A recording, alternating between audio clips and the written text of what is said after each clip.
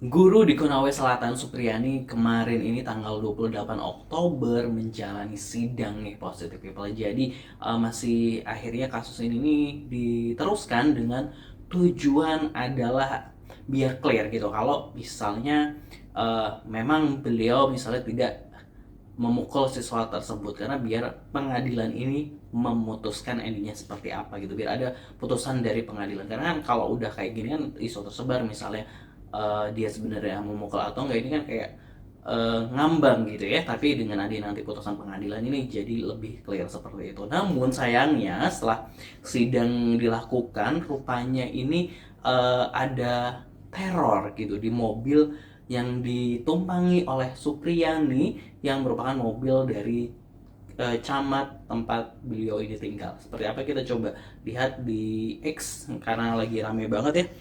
Oke, langsung aja kita lihat beritanya di X, dibagikan di X atau Twitter ya, seperti apa positive people. Kita lihat dari Langit Makaronis gitu kan, dapat teror pulang dari sidang Ibu Guru Supriyani, SPD mobil camat Baito yang sering ditumpangi Guru Supriyani ditembak OTK.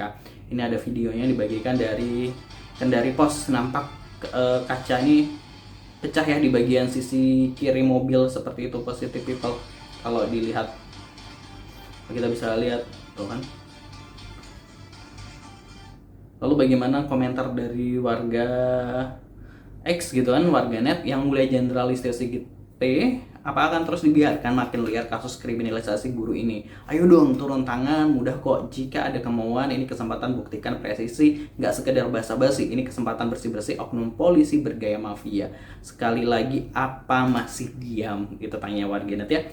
Jika tidak dapat ditemukan OTK-nya, bisa dipastikan pelakunya siapa dan kalangan mana. Semua paham kok gitu ya. Boikot anak polisi di seluruh sekolah di daerah tersebut gitu ya. Dan ternyata emang udah diboikot ya. Ini ada surat edaran gitu kan ya. Pemerintah Kabupaten Konawe Selatan, Persatuan Guru Republik Indonesia, ini ada keterangan bahwa siswa yang bermasalah dan yang menjadi saksi dikembalikan kepada orang tua masing-masing atau dikeluarkan, dan sekolah sekecamatan Baito tidak boleh ada yang menerima siswa tersebut. Wow, itu ya, wah.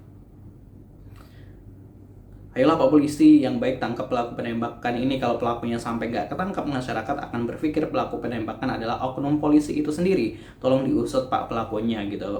Uh, Salah satu komentar warganet ya benar gitu kan, karena emang lagi berseteru ini dua orang gitu, maksudnya dua kubu nih, misalnya dari Supriyani dan pihak polisi yang anaknya mengaku dipukul tersebut. Jadinya pastinya ya orang akan berpikir lawannya gitu yang melakukan penembakan, apalagi penembakan gitu ya. Penembakan itu kan nggak semua orang biasa, rakyat sipil itu punya senjata gitu ya. Ya mestinya hal yang mudah gitu kan, karena proyektil peluru dan sebagainya kan pasti ada nomor serinya gitu ya. Jadi kayak ini kalau nggak diusut ya bisa orang akan berpikir mengarah ke lawannya Supriyani, yaitu pihak polisi tersebut. Makin panjang urusannya, yang nembak akan berurusan dengan negara plus netizen. OTK, orang terkenal. Babak baru nih, tebak-tebakan endingnya bakalan ketahuan sama Pak Polisi apa enggak gitu ya. Justru makin bulat tekad untuk tidak menerima anak polisi di SD wilayah itu kalau lanjutannya begini gitu. Dampaknya ini malah gak cuma kepada polisi tersebut, juga bisa jadi ke polisi-polisi yang lain juga ya. Kalau kayak gini emang bener nggak usah terima lagi anak polisi di sekolah manapun, biar bapaknya aja yang didik di rumah gitu ya. Ini juga udah masuk berita, mobil ditumpangi guru honorer Supriyani ditembak OTK di Ainus dan Sindo.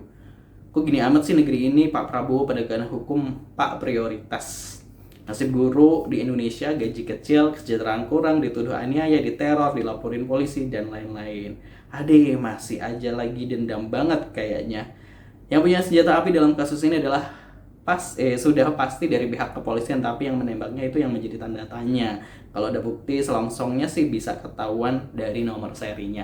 Seperti itu positive people. Jadi mudah-mudahan nggak ada lah ya teror-teror kayak gini, karena ini udah masuk ranah pengadilan ya. Pastinya kita ditunggu aja bagaimana hakim akan memutuskan dengan seadil-adilnya. Harapannya yang salah ya emang dikatakan salah, yang benar akan dikatakan benar. Jangan ada apa ya, fakta-fakta yang diputar balikan gitu kan. Kasihan juga misalnya seorang guru honorer yang mungkin gajinya seberapa, terus kemarin sempat yang diminta 50 juta lah dan lain sebagainya. Kayak kenapa sih rakyat kecil itu mudah banget untuk ditindas gitu kan ya, padahal kehidupan mereka aja udah sulit gitu loh. Ini harus dipersulit lagi gini. Kalau menurut positive people gimana? Terus di kolom komentar. Jangan lupa subscribe Aksa Nation. Wassalamualaikum.